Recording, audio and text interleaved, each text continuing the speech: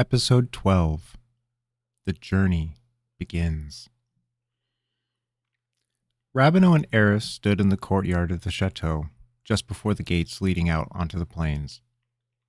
The pair were checking over the supplies they currently had loaded up into the small handcart that Lynn had made Rabineau practice sustained will magic on.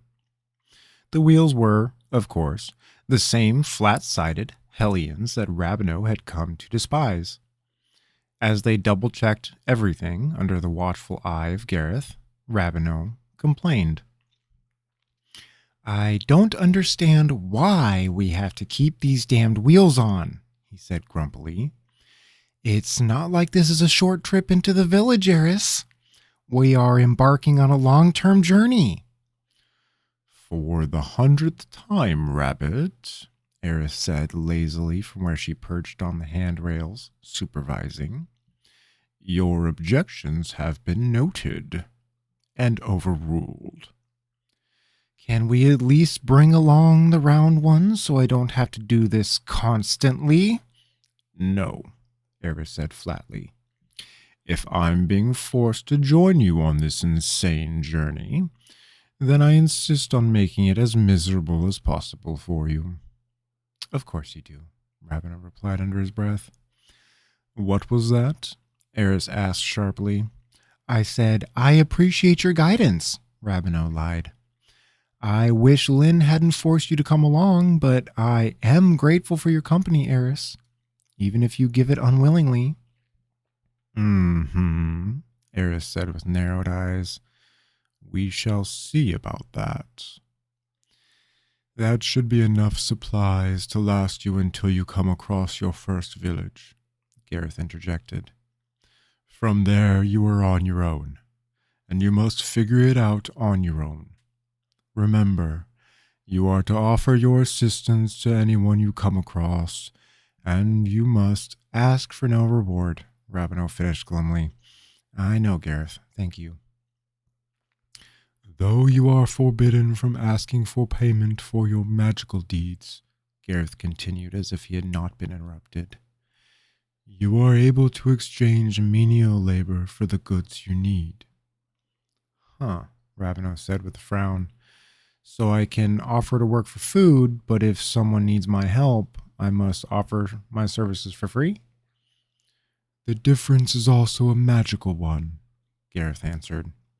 "Any task you agree to in exchange for goods must be completed in a non-magical fashion. If magic is used, you are forbidden from asking for payment." Rabineau sighed. "Yep, that sounds exactly like something Linrem would require of me." "These are for you as well, young Master Rabbit." Gareth stepped forward and proffered a small box for Rabineau to take. The young mage took the box apprehensively, eyeing Gareth as he did so. "What is it?" Rabineau asked warily. "Perhaps you should open it up and find out," Eris said snarkily. "Oh, is that what I should do?" Rabineau shot back sarcastically. "Really? Opening it answers all my questions?" "Don't be an ass, boy," Eris said. Rabineau glared at Eris and pried the lid off. Looking down, he saw that the little box was filled with small white cards. Emblazoned on the front, in brilliant lettering, was Rabineau, Wizard Extraordinaire.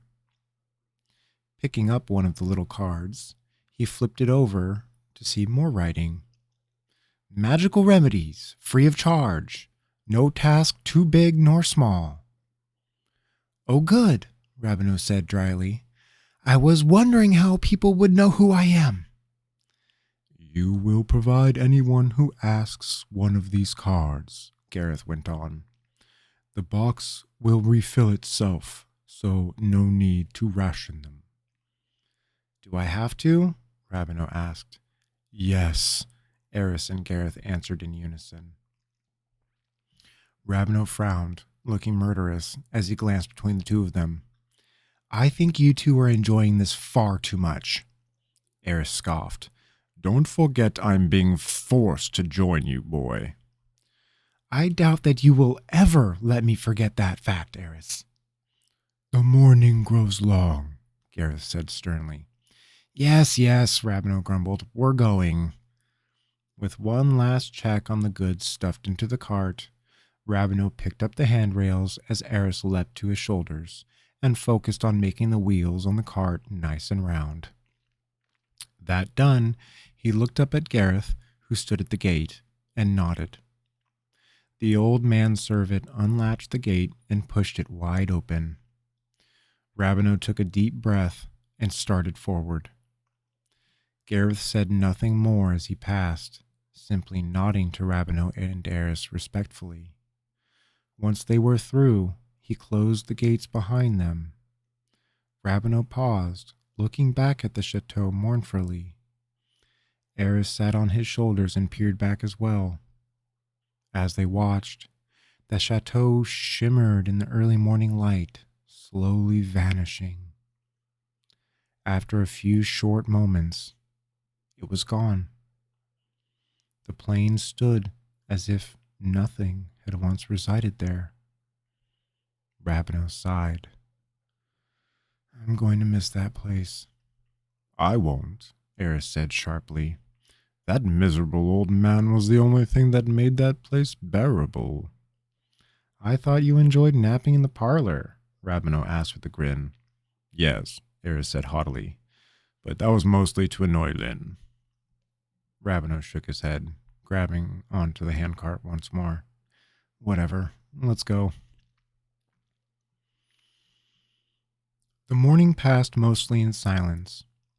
Ravenel found it difficult to talk while also focusing on keeping the wheels round and pulling the cart forward. Thankfully for him, the roads all around the chateau were kept miraculously smooth and debris-free, thanks to Linram's magic.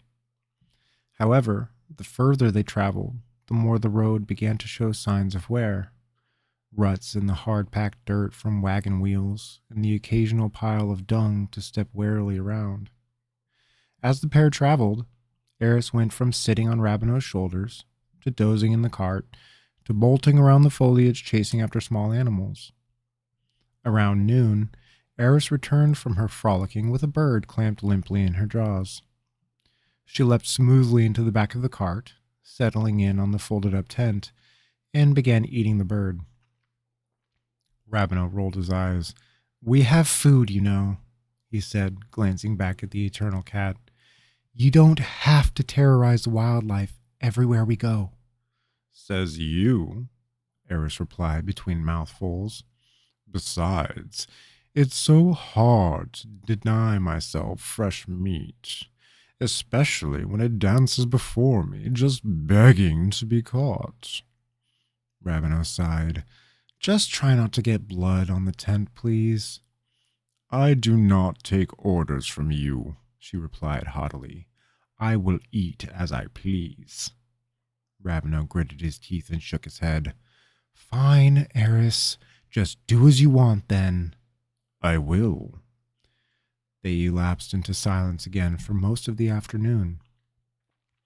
Ravenel paused occasionally to stretch his aching muscles and to eat and drink from his supplies. As afternoon was marching steadily into evening, he began considering whether or not he should begin setting up camp for the night, when he spotted several curling fingers of smoke rising above the forest in the near distance. Signs of habitation put an extra spurt of speed into Ravenel's step, and the pair found themselves rolling into a small village just as the sun began kissing the horizon. It was easy enough for them to find the little two-story building that served as the town's inn. Pulling his cart to the front and securing it in the appropriate storage area. As Ravenel made sure the goods were secured in the cart, he spoke softly to Eris. It's probably best that you leave the talking to me, Eris, Ravenel said, eyeing the cat. As you are well aware, cats don't normally talk, so... Yes, Eris said dryly. I am quite aware of the effect my intellect has on lesser beings. Lesser beings? Ravenel asked with a raised eyebrow. I will agree to this. Eris continued, ignoring his question.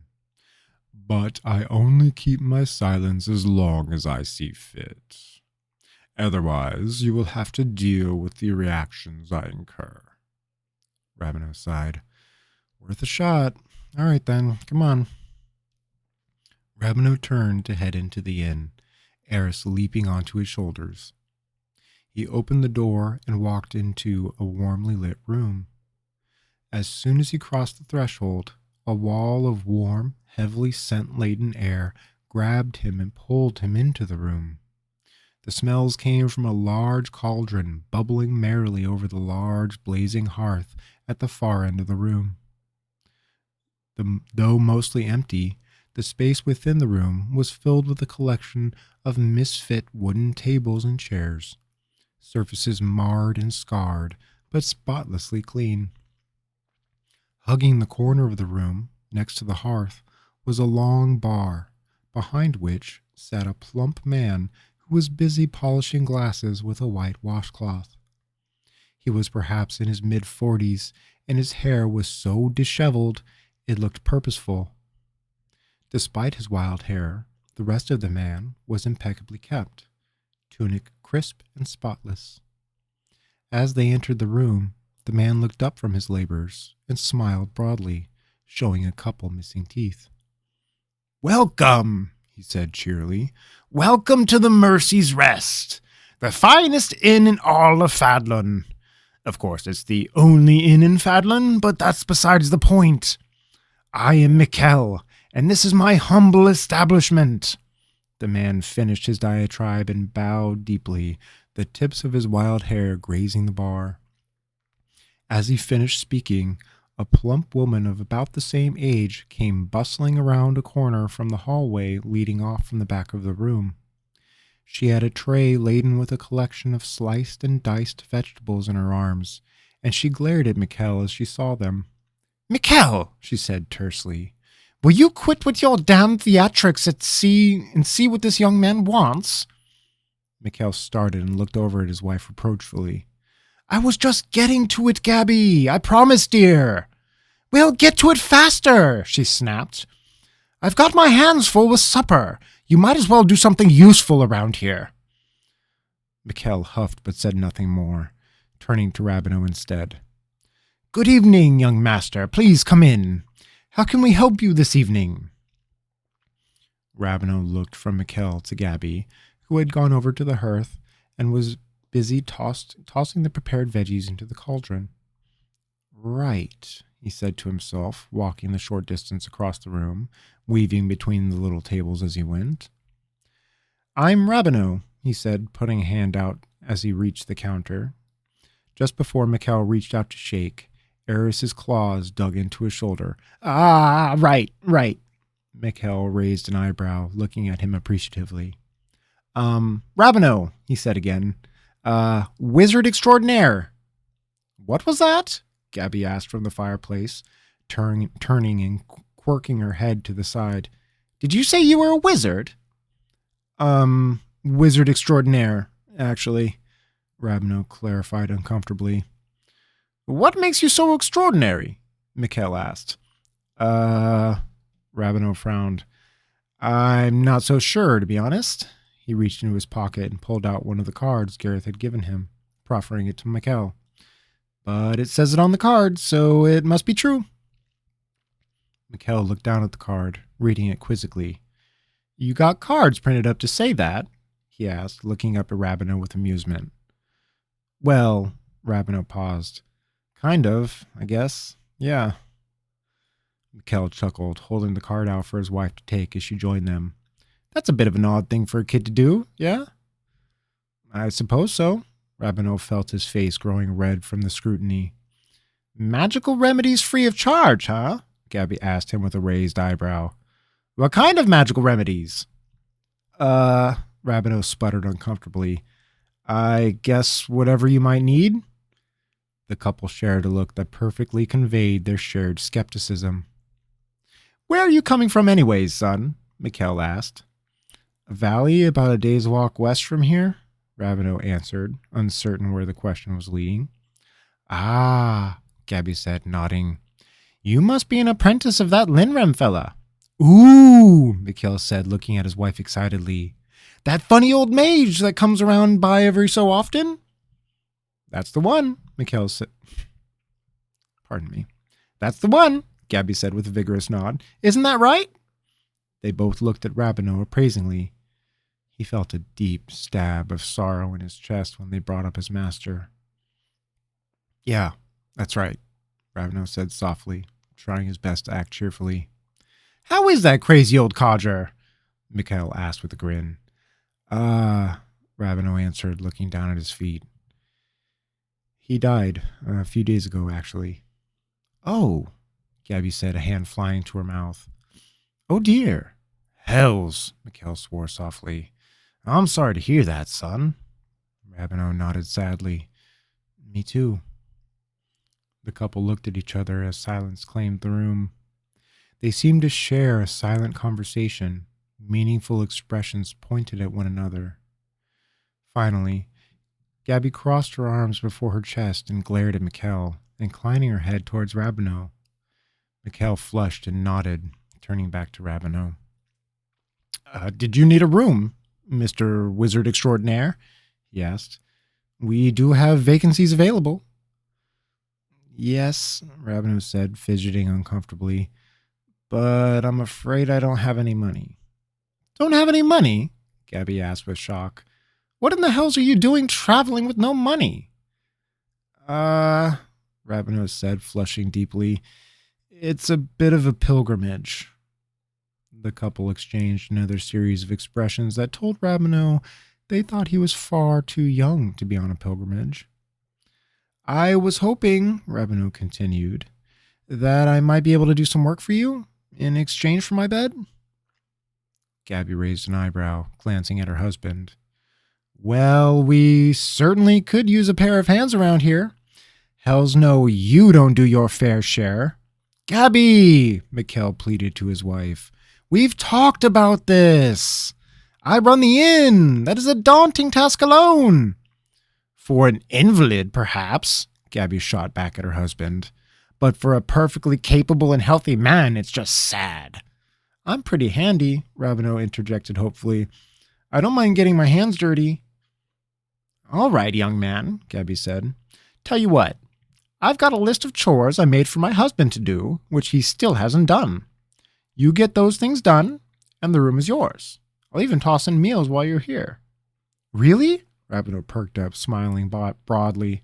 Deal! Yes, ma'am! Gabby! Mikhail complained. Oh, shut up! Gabby shot at him. You can start with mucking the stables. It'll be a while still before supper is ready. Should be plenty of time to get it done. There's only our old mare Daisy in there, and she wouldn't hurt a fly. Just go ahead and move her around the stalls as you go. Rabineau wiped sweat from his brow, leaning on the pitchfork in his hands and appraising his work. He had made short work of the small stables. It was only half the size of the stables at the chateau, and he was already very used to the work. Daisy had been wary of him at first, but once he came over and rubbed her snout, she warmed up to him. She currently stood in a freshly cleaned stall with fresh hay spread over the ground, munching happily on the alfalfa Rabineau had put into her feeding pouch. The rest of the stalls were also in a similar state of cleanliness. Eris sat upon the gate of Daisy's stall, eyeing the mare while she watched Rabineau clean.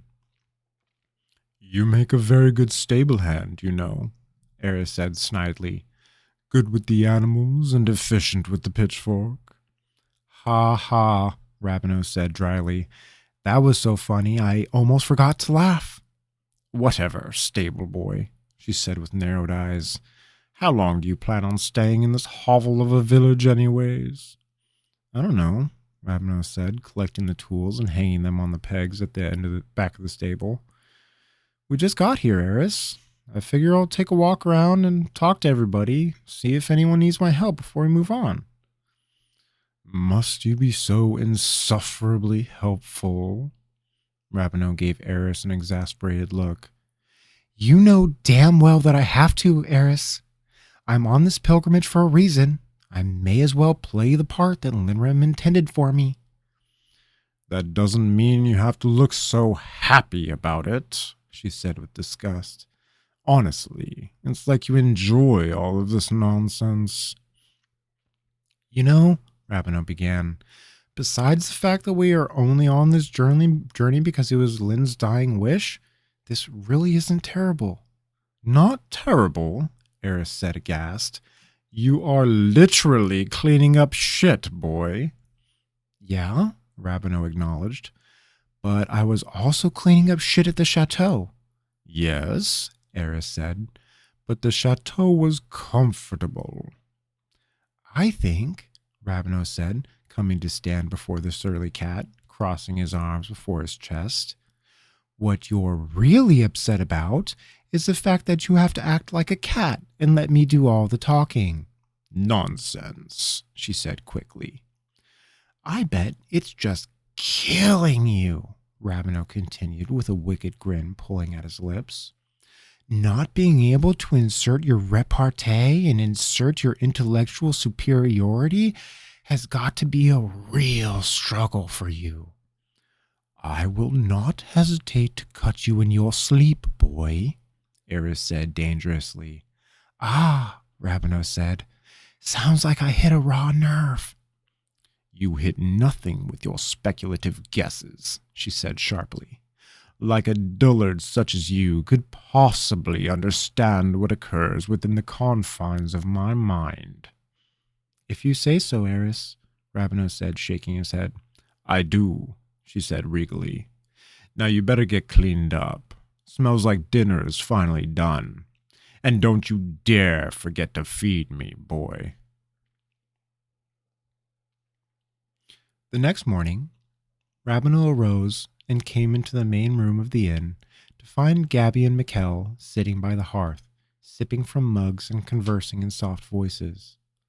It was still early morning, and the inn had a quiet, cozy feeling to it.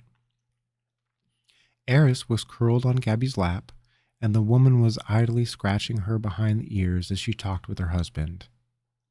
The eternal cat cracked an eyelid lazily as Rabineau came into the room, but then she went back to getting scratched contentedly.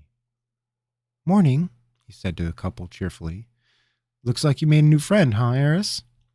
Oh, this little girl is just wonderful, Gabby said with a broad smile. I was just talking with Mikkel about the family of rats that are nesting under the floorboards last night, and she just bounds off and disappears. Before I know it, she comes back with the fattest rat I have ever seen clamped in her jaws. It's like she knew what I was talking about. She's got to be one of the smartest cats I've ever met. Eris cracked an eyelid and gave Rabineau a self-satisfied look.